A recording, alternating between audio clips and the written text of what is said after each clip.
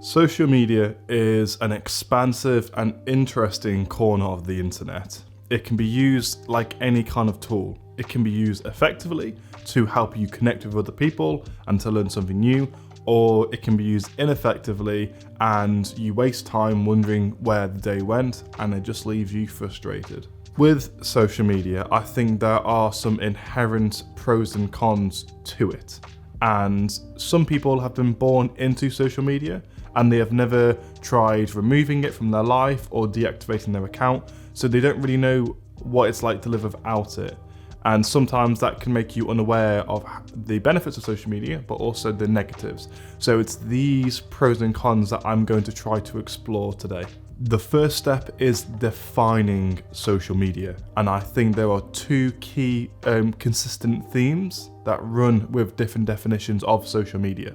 The first one is interaction, and the second one is content. So who are you interacting with and what kind of content are you consuming? And in some ways, what kind of content are you interacting with? So how does social media actually influence us? How does it work? The underlying algorithms that influence us around social media have come a long way since the launch of Facebook. Many people believe that social media is free because there isn't any monetary transaction there, but just because you aren't giving any money away does not mean you aren't giving anything away at all.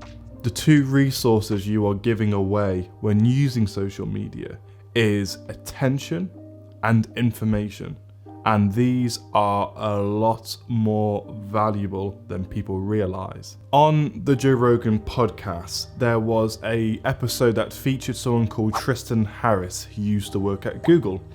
And he used to work, I think, with the ethics department of Google, so how social media should be used ethically, or at least he was involved in that kind of work. And he makes it very clear that with social media, the intention of the algorithms is to do whatever it can within reason to keep your attention, because the more attention that you give social media, the more watch time you have, or social media has, for advertisements. The more advertisements you watch, the more money social media makes. Interestingly, out of all the emotions that we derive from content on social media, the one emotion that kept people watching the most, it wasn't excitement, it wasn't happiness, it was anger, frustration. So even if you go into social media with a completely pure and untainted mind, if you spend too much time on social media looking into the wrong stuff, looking into fights, looking into arguments and just aggressive behavior, eventually your mind will turn into chaos. This then leads me on to my next point, which is to have a healthy diet online. But what does this actually mean? Just like you need to be mindful of the food you consume so you don't get coronary artery disease, you also need to be mindful of the content you consume on the internet. Because while having a healthy body is important, having a healthy mind is just as important. Social media influences how you think, and eventually your thoughts become who you are. Social media ultimately greatly influences your outlook on life. So, as a suggestion, instead of watching another COVID news article, instead of watching another political party bash another political party and its failings, instead of watching two heathens fight in McDonald's, watch something wholesome. Watch something educational. Watch something that's going to uplift you and actually make you a better person. Since I've started consuming more positive and educational material on social media, I have noticed a huge difference to my mindset in day-to-day life. A key principle that I want to mention next is that social media should never be a replacement for opportunities to see friends in person and for meaningful relationships. While you also need to be conscious of what content you consume, it's also important to be conscious of who you follow and who you are friends with online. And obviously this is true for, in just day-to-day life as well. If you have, loads of friends on Facebook or followers or whatever, you have to ask yourself, how many of them would actually help you if you were in a really difficult situation?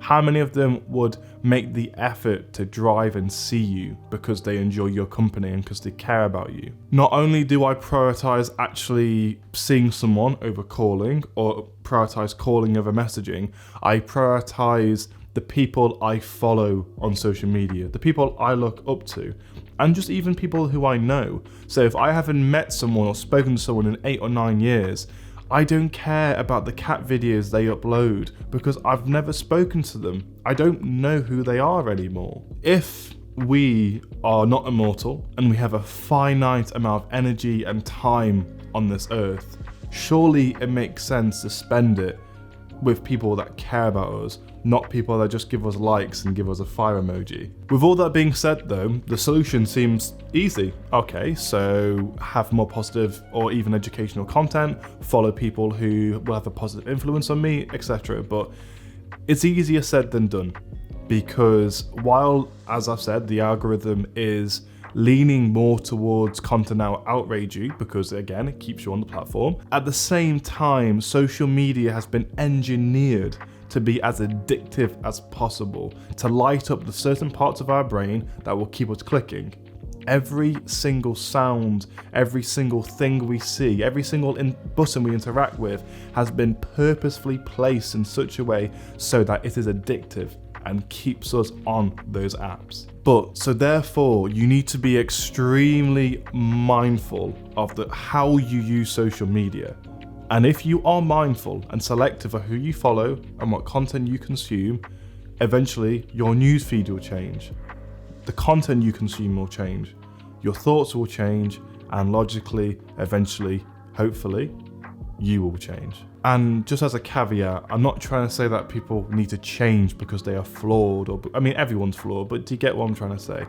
The point I'm trying to make is that social media has a huge impact on our mental health and many things that we don't even realize. And by changing how we use social media, it will dramatically change our lives. If you enjoyed this video, then you might enjoy the other video that I did talking about how I exercise for more healthy reasons and not fueled by my insecurity.